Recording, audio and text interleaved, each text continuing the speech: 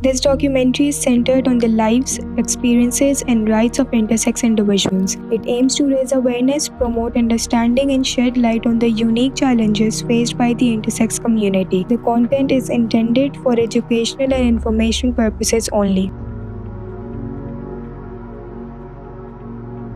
Their truth, our silence. They walk the same streets, breathe the same air, feel the same hunger for dignity, for love, for a life less burdened. ज़िंदगी हमारी बहुत मुश्किल में है, हम इस time बहुत मुश्किल में हैं, हमारा मुल्क बहुत मुश्किल में है, ठीक है। और बस मुल्क के लिए हम दुआ चाहते हैं कि अल्लाह पाक हमारे मुल्क पे रहम फरमाए। और हम भी अपनी ज़िंदगी साथ गुजारा कर रहे हैं, बस अच्छा बुरा अपना नाच के गा के, अपना भीख मांग के, अपना पेट अपने माँ बाप का जिस तरह जो भी होता है अपना निज़ाम हम चला रही हैं।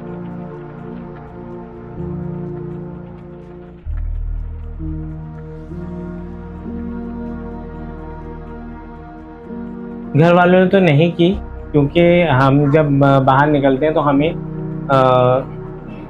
कोई भी होता है, बच्चा होता है, बड़ा होता है, अगर जब वो घर से बाहर निकलता है तो या तो वो एब्यूज़ होता है, या फिर वो यूज़ होता है, या फिर वो मिसयूज़ होता है। दोनों इन तीनों में से कोई ना कोई बात तो ज़रूर होती है। तो हम लोगों को मिसयूज़ करने वाले ज़रा ज़्यादा मिलते हैं। तो ये है कि फिर ये है कि वही ठोकरें जो है ना, उन्हीं ठोकर जो लगती है ना हमें, और वो मुसीबतें और परेशानियाँ जो होती हैं वो ही हमें ठाकुर बना देती हैं। तो वो जो हमारी जहन में होते हैं कि हम लोग, हमारा तबका जो है ना वो बड़ा पिसा हुआ तबका है। The first step is recognition. Intersex people are not broken. They are simple diverse. We must demand an end to unnecessary medical interventions on intersex infants and children. We need inclusive education, safe healthcare, and legal protections that recognize intersex as distinct identity. Globally, countries like Malta and Germany have begun to pass intersex affirming laws. Why not us?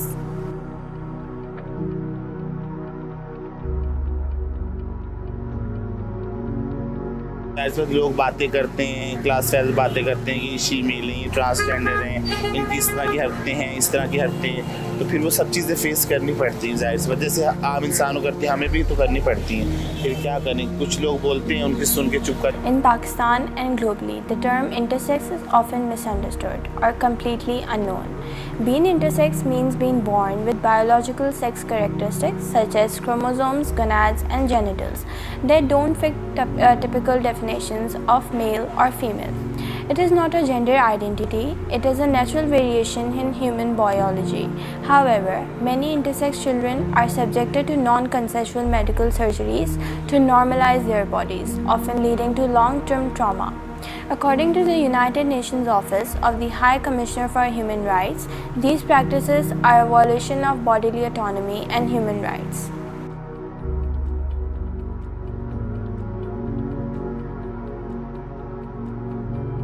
वो और जो खाला जो होती है ना, वो अक्सर जो आ जाती हैं कि नहीं भाई साथ जो है वो इसकी कोई हरकतें सही नहीं है, इसको तो वैसे ही जो है वो मैं आ रही हूँ, जा रही हूँ, खा रही हूँ, पी रही हूँ वाला कहानी थी इसकी।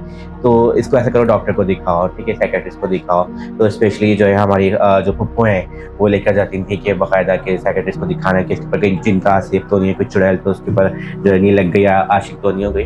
तो वो जब चीज़ें मैंने देखी कि वो प्रॉपर एक मेडिकल होता था और चीज़ें चेक की जाती थी, वो भी मेरे लिए काफ़ी अज़ियतनाक चीज़ें होती थी, क्योंकि शायद गए हों आप कोई तो मेडिकल तौर पे जो है वो आपके पेट के नीचे वो मुक्के बना के जो है वो चीज़ें की जाती थी और टॉर्चर दिया जाता था। तो मुझे वो बहुत पेन होता था। फिर मैं आपको अपनी बहन को आके बताती थी कि आपकी मेरे साथ ये चीज़ें हुई हैं। तो एक चीज़ आपकी है ही नहीं बॉडी में, वो डॉक्टर जो है मैं बहुत ज़्यादा कट करके बता रही हूँ, रीज़न की डिटेल में नहीं जा रही।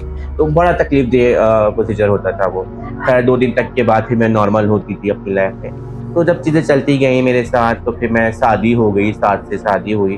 तो शादी जब गई मीडिया में, ठीक है, मीडिया इंडस्ट्री में, न्यूज़ चैनल में, तो जब मेरा सेकंड चैनल था, ठीक है, एक्सप्रेस न्यूज़, तो वहाँ पे शादी के नाम से बड़ी मशहूर थी कि वो मम्मी डैडी कोई शादी आई है, उसके बाप ने तो फर्स्ट टाइम घर से बाहर निकाला, न्यूज़ चैनल नोट करा गई है। तो वहाँ पे भी बड़ा मुझे सामना करना पड़ा, लेकिन मैंने अपनी काम से, अपनी बातों से, अपने बिहेवियर से इस तरह से मैंने जगह बनाई। मैंने 4 साल वहाँ काम किया। जब मैं जा रही थी तो वहाँ के जो इंचार्ज थे स्पेशली वो मुझे रोक रहे थे कि सादिया आप ना जाएं, तो मेरी जो जॉब हो गई थी वो बोल पे हो गई थी, बोल टीवी पे।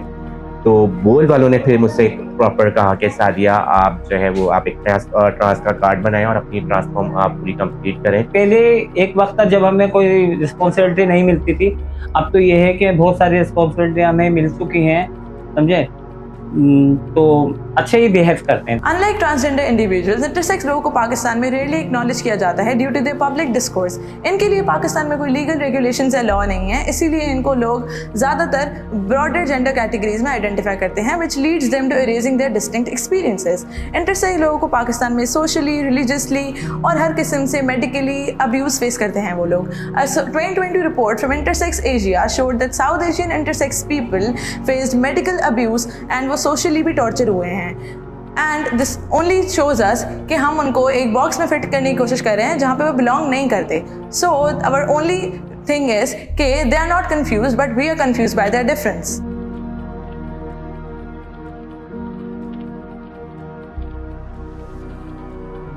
हमारी कम्युनिटी तो खैर होती ऐसी है कि हम कम्युनिटी में आपस में एक दूसरे को सपोर्ट कर लेते हैं, हर चीज़ कर लेते हैं, पर जो है ना बाहर कहीं जाते हैं वहाँ कोई ना हमें सपोर्ट करता, ना कोई हमें अच्छा समझता, हर कोई हमें शक की निगाहों से, उल्टी सीधी नज़रों से, उल्टी सीधी सोचों से देखते हैं, बोलते हैं, कहते हैं, तो परेशानी तो होगी। Once reversed, now erased, the Khwaja Sira community, a living part of South Asia's soul, pushed out by the very society it helped shape. For 62 years, this struggle has endured. 62 years of fighting not just for acceptance, but for the fundamental right to simply be.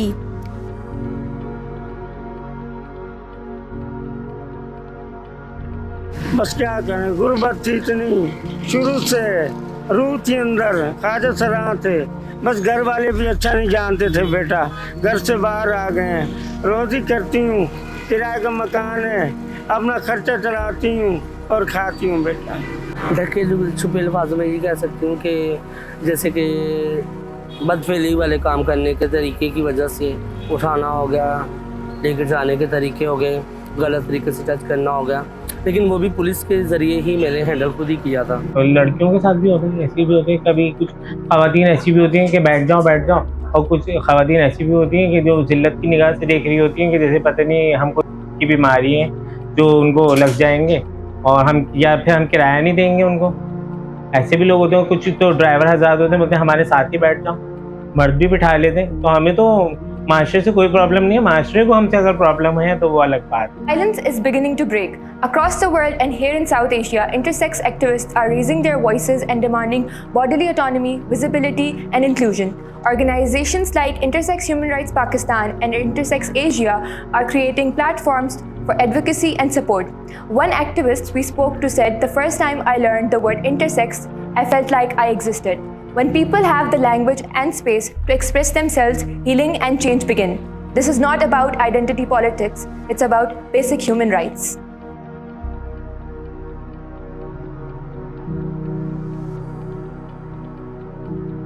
अच्छा जी, हमारे शायद लोगों में, हमारी society में एक जो है वो गलत कम्युनिकेशन है कि ख्वाजा सरा मरता है तो उसको रात के अंधेरे में दफनाते हैं, मुँह छुपा के दफनाते हैं। ऐसा कुछ भी नहीं है। जिस तरह से एक ख्वाजा सरा मर्द है, ठीक है, उसका नमाज जनाजा मर्दों की तरह होता है और दिन में लेकर जाया जाता है, ठीक है। अगर एक ख्वाजा सरा औरत है, ठीक है, तो उसका औरतों की तरह नमाज जनाजा होता है और जो है उसको औरतों की तरह ही, जिस तरह से ख़वातीन को हमारे चादर के अंदर जो है वो करते हैं कि आसमान ना देखे और पर्दा एक होता है, उसी तरीके से हमारे यहाँ जो है वो दफनाया जाता है। कोई हम ज़ोंबीज़ नहीं है, ठीक है, कोई हम खलाई मखलूक नहीं है कि जो है वो हमें रात में दफनाया जाए। बाकी जहाँ तक नमाज की बात है, मैंने माशाल्लाह से 13-14 साल मैंने मस्जिद में नमाज पढ़ी।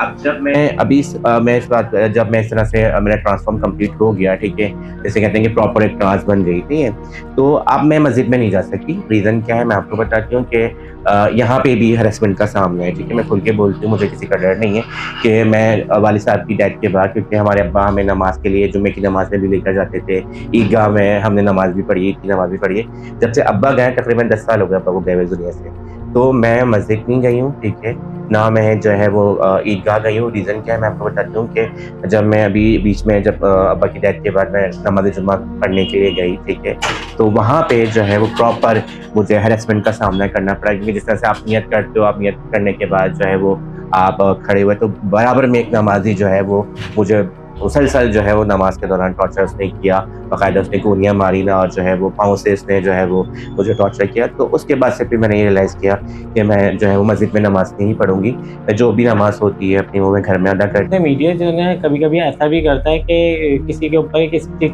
स्टिकर लगा देता है, एक लेबल लगा देता है कि हाँ जी भाई ये यूँ है, या अगर वो मज़लूमियत का रोना रो रहे तो वो मज़लूमियतें हैं। और ज़्यादातर हमारी कम्युनिटी को ना काबिलियत की जगह मज़लूम ही दिखाया जाता है। When we asked intersect individual about their childhood, one theme stood out: confusion and shame, often imposed by society and even family. Many were forced into secrecy or labeled as defective. Some even went under painful surgeries or hormone treatments as children, without understanding or consent. In Pakistan, social taboos around intersex individual means most live in silence, isolated and misidentified.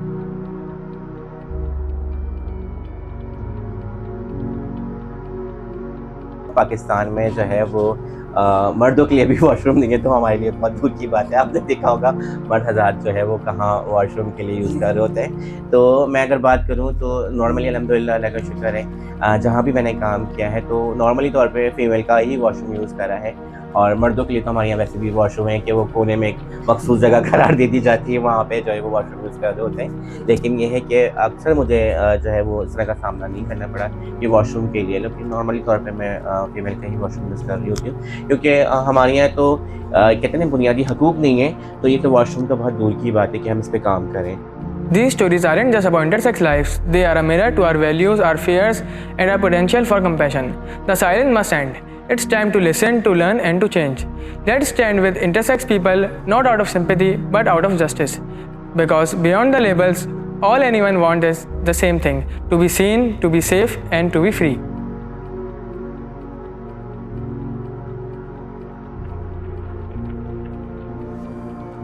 एक फर्ज सा अभी बीच में एक case हुआ था, तो 40 अफराद ने उसका गैंग रेप किया, उसके बाद उसको जो है वो ज़िबा करके खेतों में उसकी लाश डाल दी थी। तो हमारे यहाँ नॉर्मली तौर पे आवाज़ नहीं उठाई जाती, ठीक है, हमारे यहाँ कोई इंसाफ नहीं है, और खालिस्तान को तो सदियों से इंसाफ नहीं मिला, जिसकी लड़ाई हम लड़ रहे हैं। In a country of over 220 million, how is it that so many life unseen? How is it that identity becomes a punishment? But you have only heard half of the story. The other half is louder than trauma, its joy, its resistance, its brilliance that refuse to fade. It's not too late to listen, to learn, to change, to open the door and welcome them home. It's a plea for empathy, an invitation to advocate, and a demand for justice. Let's make a difference and let them live Now, with dignity.